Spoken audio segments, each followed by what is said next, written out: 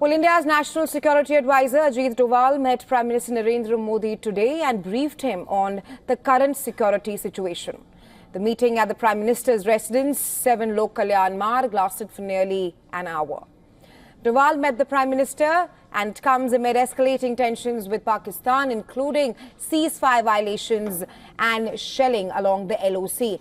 This is the second time Doval has met Prime Minister after the Indian forces carried out Operation Sindoor, striking 9 terror sites in Pakistan and the Pakistan-occupied Kashmir.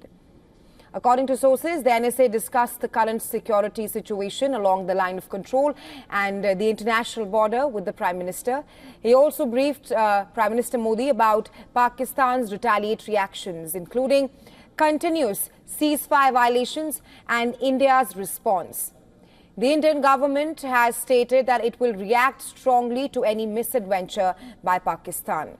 They also discussed domestic security updates, including potential escalation of terrorist activities within India. As per sources, the likelihood of further escalation and India's readiness in such a case were also discussed during the meeting between India's NSA and Prime Minister Narendra Modi.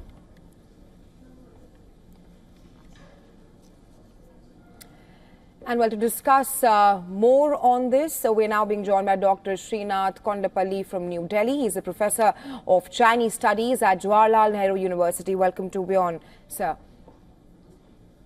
Srikant Kondapalli. Now, post the LAC thaw, there have been a slew of meetings between India and China, including the meeting between Prime Minister Modi and the Chinese president on the sidelines of the BRICS summit. And of course, the latest is that India's NSA has spoken to the Chinese foreign minister. But we've seen China's stance. China has backed Pakistan's impartial probe and it has also called Operation Sindoor regrettable. I want to ask you, how do you see ties between Beijing and New Delhi panning out given this new situation that we are in? Thank you for having me on this show. I think the Chinese position has been offensive as the Operation Sindoor has unveiled. Even though the Foreign Ministry spokesperson Lin Qian mentioned about his regret, behind the scenes, I think China is mobilizing and supporting Pakistan.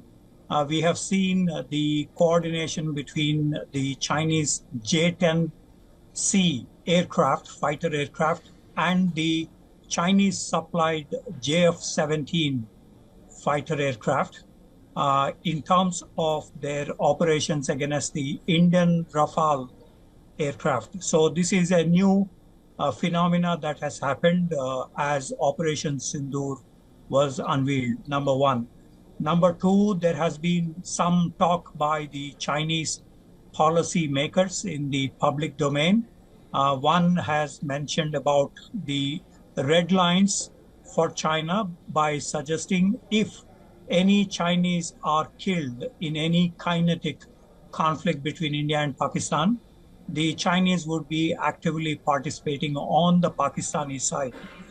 Second red line, it was mentioned about the CPEC projects, right? China-Pakistan Economic Corridor projects, where China invested $52 billion. So if some of these projects are damaged, the Chinese are suggesting they would actively participate in the conflict between India and Pakistan. Thirdly, there is some alluding to the Indus Water Treaty because this originates somewhere closer to Manasarovar and passes through Aksai Chin, enters into Ladakh. From there, it is discharged into Pakistan occupied areas. So the Chinese seems to be upping the ante on the water, even though the only 20% of the Indus is into the catchment area here. So there is the multi-pronged kind of Chinese assistance to Pakistan, both in the military kinetic manner, training software related, as well as in terms of the other issues that are coming up.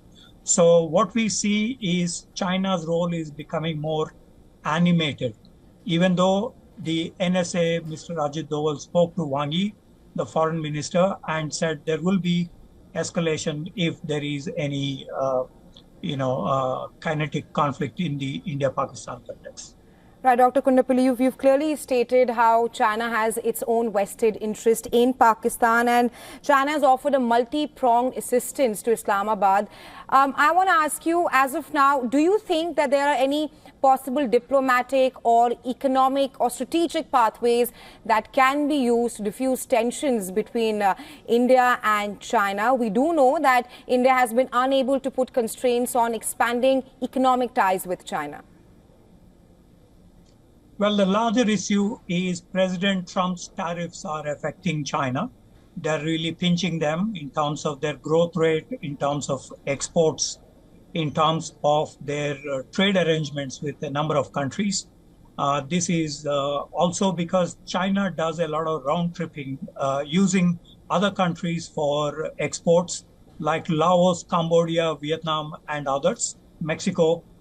So these countries are now becoming more opposed to China's, diversion of exports, and so there is a restriction that is coming up with these. So that is the larger game that is happening, and in that context, China doesn't want to see some of the multinational corporations moving away from the China market. As you know, the Apple has announced that most of its iPhones will be manufactured in India instead of in the Changzhou factory in China. Right. So the Chinese role in terms of the Pakistan, the escalation in terms of Pakistan is in the background of that Apple moving away, or other companies now announcing the diversion from China to other markets like Vietnam and India. So there is a new conflict that is brewing up in the trade front in terms of these companies moving away from China. By that you mean the China +1 strategy. But thanks very much, Dr. Kundapalli, for joining us on WION and sharing your insights with us.